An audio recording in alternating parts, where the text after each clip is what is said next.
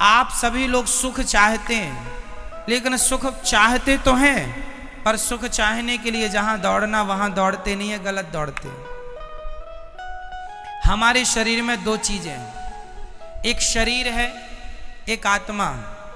थोड़ा सा 5 मिनट का समय लेके मैं ये प्रश्न आपको उठाऊं और बहुत अच्छी बात आज आपको बता दूं, आपके बहुत सारे डाउट्स क्लियर भी हो जाएंगे। सुनो, हमारे शरीर और आत्मा अलग है, ये तो हम पहले भी आपको 1000 बार बता चुके हैं। आगे सुनो इससे। क्या हम आंखों से देख सकते, आंखों से सुन सकते हैं? नहीं। क्या कानों से देख सकते हैं? नहीं। क्या हम नाक से खा सकते हैं? समझो, ईश्वर ने सब चीजें अलग अलग बनाई हैं। देखने के लिए आंखें हैं, सुनने के लिए कान। आंखों से सुन नहीं सकते, कानों से देख नहीं सकते, अलग है ना। उसी प्रकार शरीर का सुख है संसार। शरीर का सुख क्या है? संसार क्या है? शरीर का सुख। गाड़ी, बंगला, पत्नी, पुत्र, परिवार, ये कहां का सुख है? शरीर का। अब रही आत्मा की बात, तो आत्मा का सुख किससे है?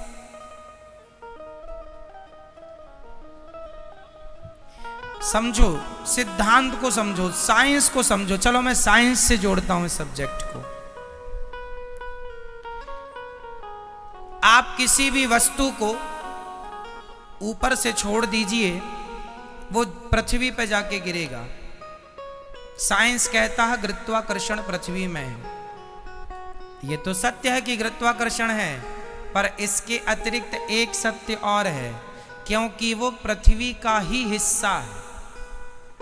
इसलिए अंश अपने अंशी की ओर भागता है। अंश हमेशा किसकी ओर भागेगा? अंशी की ओर। जैसे ये पुष्प, ये किसका अंश है? ये पृथ्वी का अंश है, क्योंकि पृथ्वी से पेड़ बना, पेड़ पर ये पुष्प खिला। तो कुल मिला के, और ये आप रख दो, आप 2-4 दिन, 1 हफ्ता, महीने भर रख दो, ये अपने आप माटी हो जाएगा।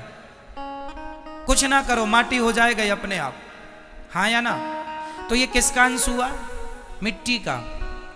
अंशी कौन हुई? अंशी हुई पृथ्वी, और अंश हुआ ये। तो ये पृथ्वी का अंश है, इसलिए ये छोड़ने पर नीचे जाएगा, क्योंकि ये अंशी की तरफ जा रहा है। अब दूसरा, आग। आग हमेशा नीचे नहीं जाती। आग की ज्वाला, आग की लौ, आग की ज्योति ऊपर जाती है। क्यों? क्योंकि वो सूरज का अंश है, क्योंकि सूरज में आग है। तो हर अंश अपने अंशी की तरफ भागता है। हर अंश कहां भागता है? अपने अंशी की तरफ। आग किसका अंश है? सूर्य का। तो सूर्य की तरफ भागती है ना आग की ज्वाला हमेशा ऊपर। तीसरा, इस धरती की नदियां हमेशा किसकी तरफ भागती हैं? समुद्र की तरफ। क्यों? क्योंकि वो समुद्र का अंश है। क्योंकि पानी जो बरसता है, समुद्र का ही तो वाष्पीकरण होता है पानी, और फिर वही बरसता है। तो वो एक्चुअली इनडायरेक्ट वो समुद्र का ही पानी है, बरसता है, नदियों में आया, फिर वो अपने अंश की तरफ भागा, अपने अंशी की तरफ। समझो, जैसे पृथ्वी का कोई भी हिस्सा वो पृथ्वी की तरफ भागता है, कोई भी पुष्प, कोई भी पत्थर, कोई भी मिट्टी का ढेला, क्योंकि वो पृथ्वी का अंश है, इसलिए पृथ्वी की तरफ। आग सूर्य का अंश है, इसलिए सूर्य की तरफ। नदी समुद्र का अंश है, इसलिए समुद्र की तरफ। और हमारी आत्मा ईश्वर का अंश है। ईश्वर अंश जीव अविनाशी, इसलिए जब ये ईश्वर की तरफ भागेगी तब ही इसे सुख मिलेगा, अन्यथा इसे कभी सुख मिल नहीं सकता। आप लोग रसगुल्ला खाते हैं तो आप कहते हैं आनंद आ गया। अरे रसगुल्ला से शरीर को आनंद आ सकता है, इंद्रियों को आनंद आ सकता है, आत्मा का तो रसगुल्ला से कोई लेना देना नहीं। क्यों? आत्मा किसका अंश है? ईश्वर अंश। ये ईश्वर का अंश है। इसलिए यदि आत्मा को सुख देना है, आज लोग दुखी, सब कुछ है आपके पास, फिर भी आप अशांत हैं, फिर भी आप परेशान हैं, उदास हैं। क्यों? क्योंकि आप संसार में सुख ढूंढ रहे हैं। अब मिलेगा, अब मिलेगा। पागल हो, है ही नहीं, मिलेगा कहां से? जैसे आंख कभी सुन नहीं सकती, कान कभी देख नहीं सकता, उसी प्रकार आत्मा कभी रसगुल्ला खा नहीं सकती, आत्मा कभी पानी पी नहीं सकती, आत्मा को पैसों में सुख नहीं मिल सकता, संसार के भोगों में सुख नहीं मिल सकता। आत्मा का सुख तो परमात्मा में है। जितने जल्दी ईश्वर की तरफ बढ़ो लोगे, जितने जल्दी उसका ध्यान कर लोगे, उतने जल्दी सुखी हो जाओगे। सुखी होना चाहते हो तो भगवान की तरफ बढ़ो। और आप लोग शरीर को ही सुख देने में लगे हैं।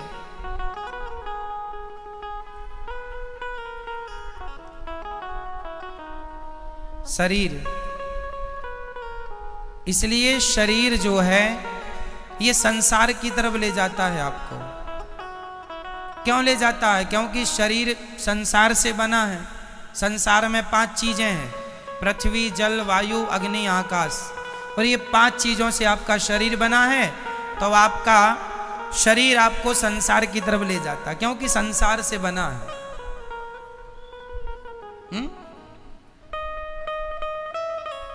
आपको आंख अच्छा अच्छा दिखाना चाहती है, इसको आप देख रहे हैं, आपको सुख मिल रहा है, पर यह सुख क्षणिक है। यह सुख क्या है? क्षणिक है, जरा सी देर का। खाने का सुख भी क्षणिक है, जरा सी देर का। भोगों का सुख भी क्षणिक है, जरा सी देर का। आप जरा सी देर के सुख के पीछे सारी जिंदगी लगाए हैं।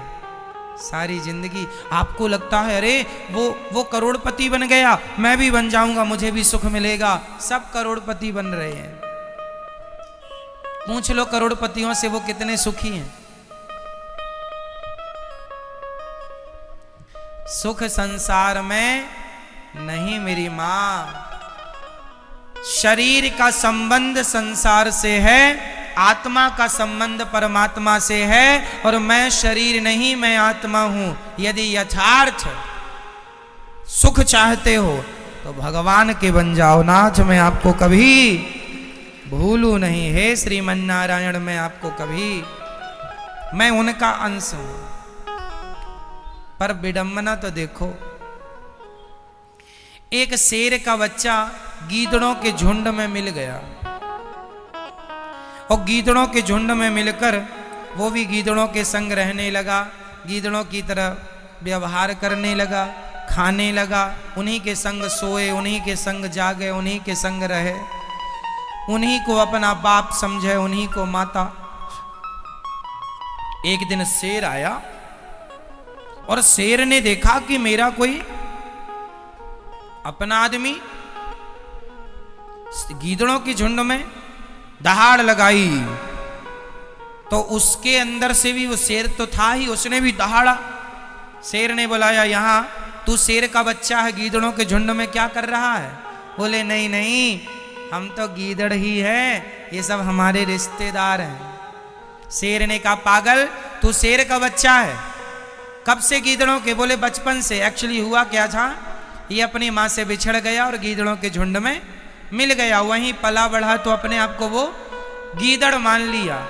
उसी प्रकार तुम सब शेर के बच्चे हो, परमात्मा रूपी शेर के, लेकिन गीदड़ों के झुंड में मिलने से आप अपने आप को गीदड़ समझ रहे हैं। मैं गीदड़ हूं, मैं रामबाई हूं,